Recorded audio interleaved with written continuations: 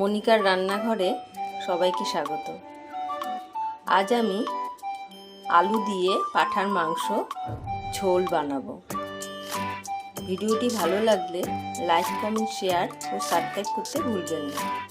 আসুন দেখে নেওয়া যাক। এখানে আমি 500 গ্রাম মটন নিয়েছি, তার সাথে 6টা আলু মাঝ বরাবর কেটে নিয়েছি মিডিয়াম সাইজের। 200 গ্রাম কম একটু পেঁয়াজ নিয়েছি আমি, ও 3 টুকরো পেঁপে নিয়েছি। 25-30টা মতো রসুন নিয়েছি, কারণ রসুনটা একটু বেশিই দেবো। আদা নিয়েছি 1.5 ইঞ্চি মাপে 3 টুকরো। 7-8টা কাঁচা লঙ্কা নিয়েছি। টমেটো নিয়েছি 2 টুকরো। এছাড়া 5 থেকে 6টা আমি শুকনো লঙ্কা জলে ভিজিয়ে রেখে দিয়েছি। এবার আমি মাংসের মধ্যে একটু 1 চামচ মতো নুন দিয়ে দিলাম, সাথে 1 চামচ মতো হলুদ ও 1 চামচ মতো লঙ্কার গুঁড়ো দিয়ে একটু তেল দেবো।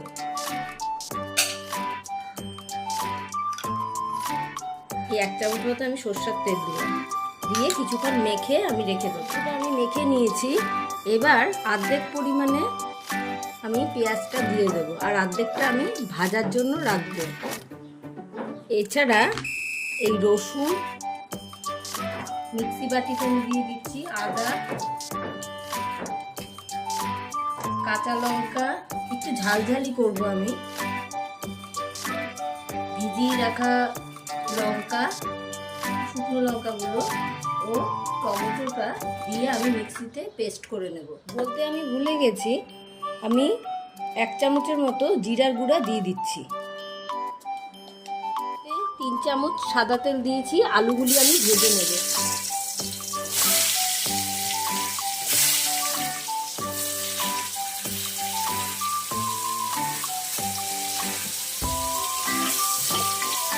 মশলাটা আমার পেস্ট হয়ে গেছে, আমি ঢেলে দিয়েছি। আমি এবার আবারও মেখে 10 মিনিট মতো আমি রেখে দেব।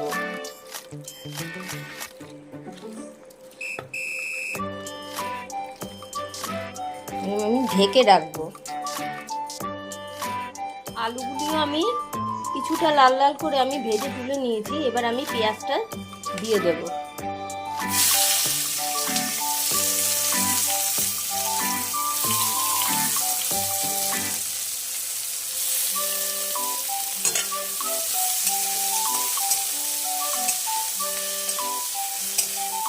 পেঁয়াজটা আমার ভাজা ভাজা হয়ে গেছে, এবার আমি তুলে নেব।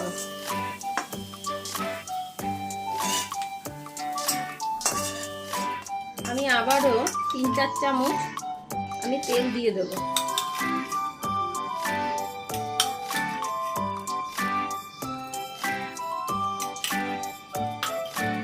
সাথে 2টো এলাচ থেতো করে রেখেছি ও 2-3টে আমি দারচিনি দিয়ে দিলাম, সাথে তেজপাতা দিলাম 2টো, দিয়ে একটু আমি ভাজা করে নেব হালকা। এরপর আমি মাংসটা ছাড়বো।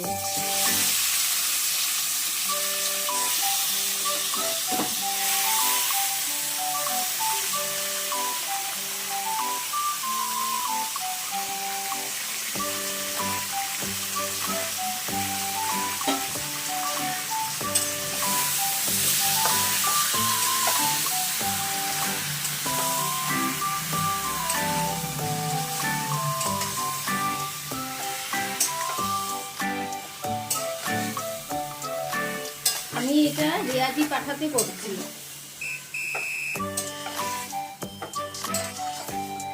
এখানে তেল এমনিতেই একটু বেরাবে, তার জন্য আমি অতিরিক্ত তেলে করছি না, অল্প তেলেই আমি এটা করছি। এবার আমি একটু ঢাকা দিয়ে দেব।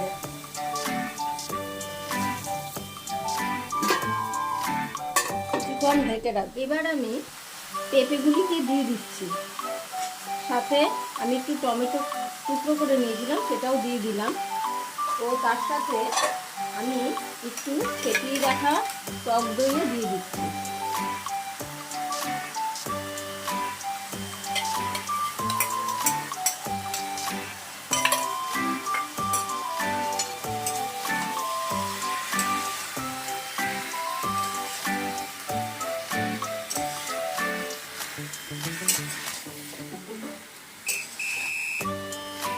এবার এটা আমি বেশ কিছুক্ষণ কষাবো। ঢাকাটা তুলে আমি মাঝে মাঝে এরকম নেড়ে দেবো। এরকমভাবে আমি কষাতে থাকবো, আঁচটা বাড়ানোই থাকবে। এবার একটু আমি কমিয়ে দিলাম। প্রেসার কুকারে মাংসগুলিকে আমি তুলে দেবো।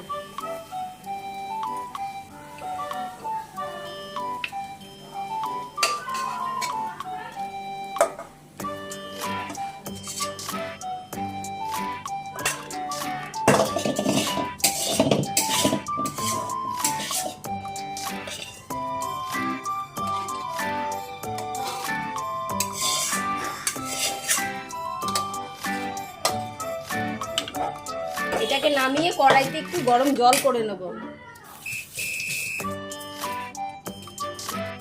এটা মিক্সি বাটি ধোয়া জলটা আমি দিয়ে দিলাম, সাথে আর একটু আমি অ্যাকোয়াগার্ডের জল দিয়ে দেবো। আমি রান্নাটা পুরোটাই অ্যাকোয়াগার্ডের জলে করেছি। একটুখানি গরম করে আমি প্রেসার কুকারে দেবো। ঠান্ডা জল দিলে সিদ্ধ হতে অসুবিধা হয়। এতে আমি 3 থেকে 4টে সিটি দিলেই মাংস সেদ্ধ হয়ে যাবে। তার মধ্যে এটা রেয়াজি মাংস আছে, তাতে তাড়াতাড়ি এটা সেদ্ধ হয়ে যাবে। গরম হয়ে গেছে, আমি ঢেলে দিচ্ছি।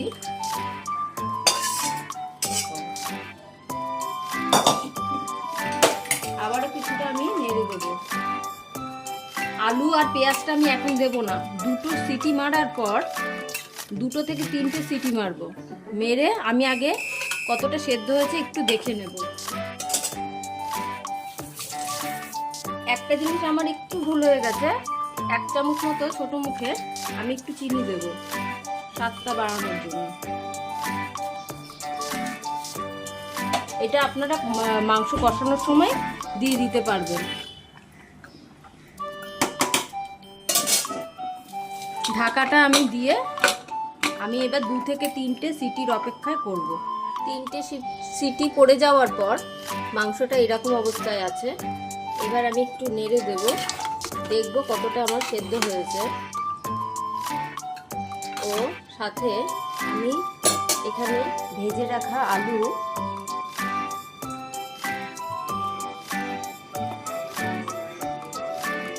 এই আলুগুলি দিয়ে দিলাম, সাথে পেঁয়াজটাও দিয়ে দেব। মাংসটা আমার আর 2টো সিটি দিলেই হয়ে যাবে। এখানে আমি সামান্য একটু লবণও দিয়ে দিলাম, দিয়ে একটু আমি নেড়ে দেব। আবারও আমি ঢেকে গ্যাসটা সিটি মারার পর আমি প্রেসার কুকারটা অফ করে আমি রেখে দিয়েছি। নর্মাল হলে অটোমেটিক আমি ঢাকনাটা খুলে নেব, কোনো স্টিম বার করব না। ঢাকাটা আমার নিজের থেকেই খুলে গেছে। অল্প একটু আমি সানরাইজে গুঁড়ো মশলাটা আমি ছড়িয়ে দিলাম, দিয়ে আমি আবারও ঢেকে রেখে দেব। গরম মশলা দেওয়ার পর আমি 5 মিনিট রেখে দিয়েছিলাম। আমার এটা ঢাকাটা খুলে নিলাম। আমার মাংস এবার রেডি, আমি এবার সার্ভ করে দেব। ঝোল আমার রেডি, আমি সার্ভ করে দিলাম। ভিডিওটি ভালো লাগলে লাইক, কমেন্ট, শেয়ার ও সাবস্ক্রাইব করতে ভুলবেন না। টাটা।